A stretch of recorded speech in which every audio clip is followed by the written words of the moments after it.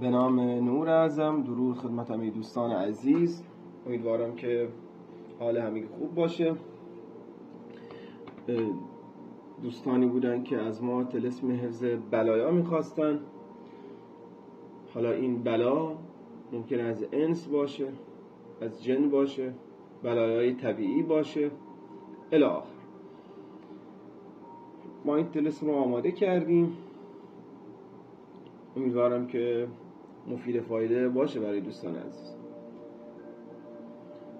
کافیه که فقط بر روی یک تیکه از مس این طلسم رو نقش کنن. حالا من طلسم میکشم، توضیحاتش رو کامل میدم.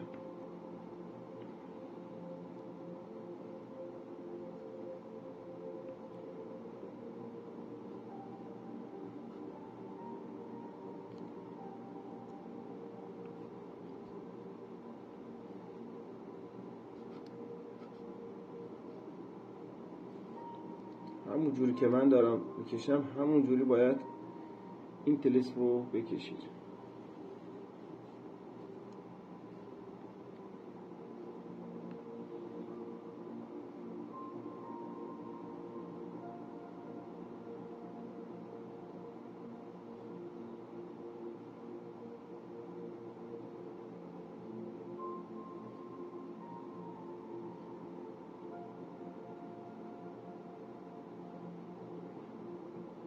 بعضی دوستان انتقاد میکنن که دستخطتون ناخواناست، یا مثلا بعضی از نوشته ها.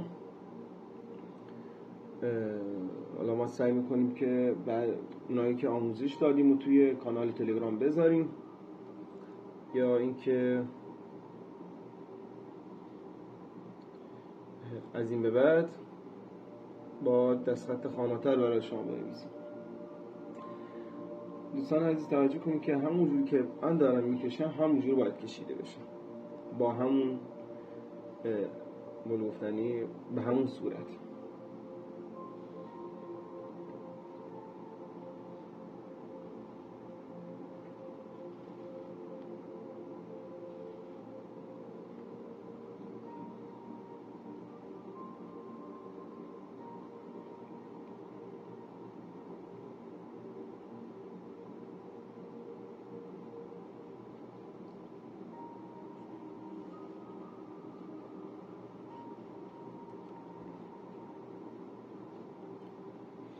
این طلسم رو کشیدین، در 4 ضلعش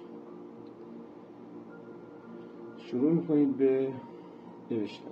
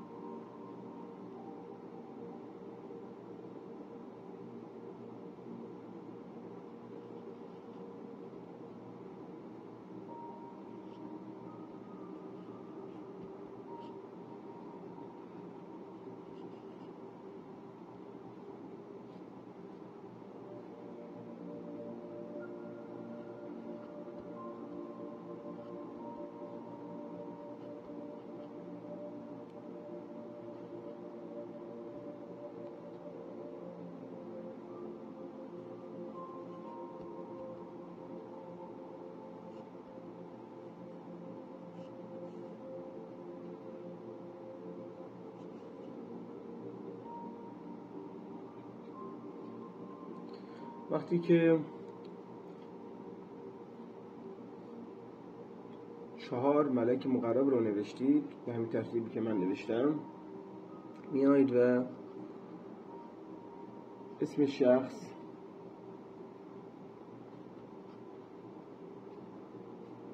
و اسم مادرش رو می نویسید. مثلا علی زاده مریم. وقتی که نوشتید این رو هم می نویسید.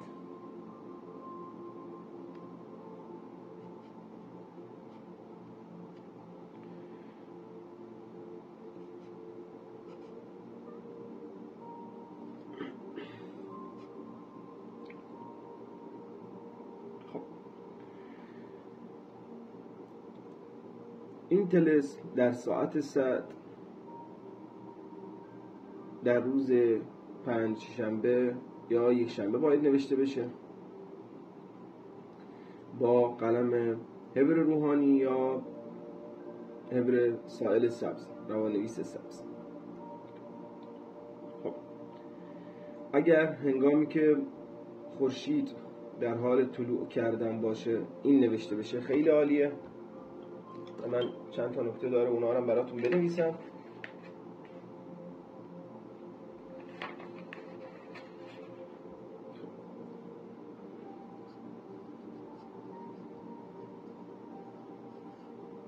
اسراف و تحسین علوی حتما 21 مرتبه قرائت کنید، یعنی 21 مرتبه آیت الکرسی، 21 مرتبه سوره زلزله، چون بعضی از موجودات متافیزیک که آمار مکان با 7 مرتبه خارج نمیشن. 21 مرتبه اکمل و کامل دیگه. خب سعی کنید که اول ماه باشه با حبر سائل سبز و بهتر حبر روحانی نوشته بشه. خب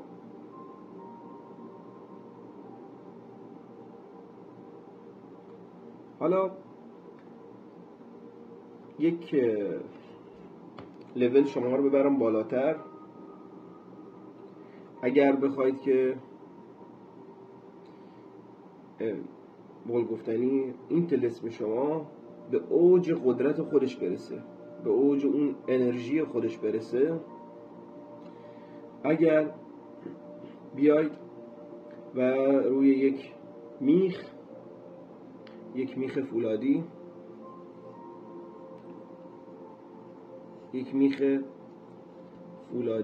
ببین دوستان من همه موارد رو میگم،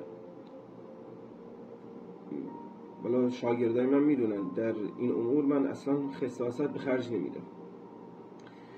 حبر سائل یا حبر روحانی روی کاغذ می نویسید، ولی اگر به اوج انرژی این طلسم میخواید دسترسی پیدا بکنید باید یک میخ فولادی بیارید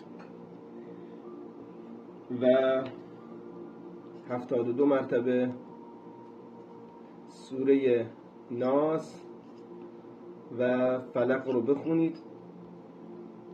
72 مرتبه روی میخ بخونید، رو به قبله با طهارت کامل، و روی یک صفحه کوچیک، یک تیکه کوچیکی از مس، ورقای مسی میفروشن تو همه بازار میفروشن، با این میخ این طلسم رو حک کنید. با این میخی که روش سوره ناس، فلق و 100 مرتبه فیل روی یک میخ بکنید و این طلسم رو روی این تیکه مس نقش میکنید.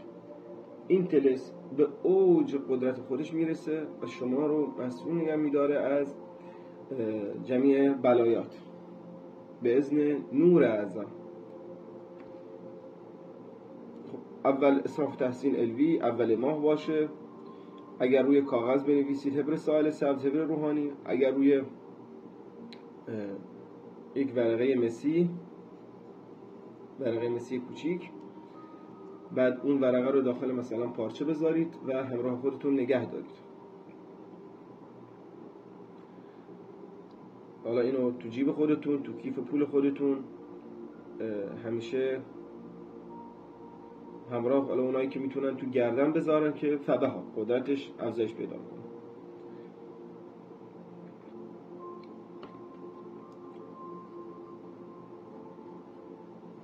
طلوع آفتاب 1 و 5 شنبه، گفتنی اول ما. شما هم میتونید بنویسید این طلسم. ما سعی کردیم که تلسم رو برای شما اسهل کنیم، ساده کنیم که شما بتونید راحت‌تر بنویسید، چه برای خودتون، فرزندانتون. دیدم که دیگه خیلی از دوستان خیلی زود چشم میخورن یا با کوچکترین تغییر حسد و چشم که قوی ترین مخرب ها هستن سمتشون میاد، میتونه این طلسم استفاده کنه. امیدوارم که این طلسم مفید فایده باشه برای دوستان و استفاده کافی و وافی رو ببرن. حالا اگر طلسم دیگه مد نظرتون هست حتما به ما اطلاع بدین، ما رایگان این طلاسم رو در اختیارتون میذاریم. موفق باشید.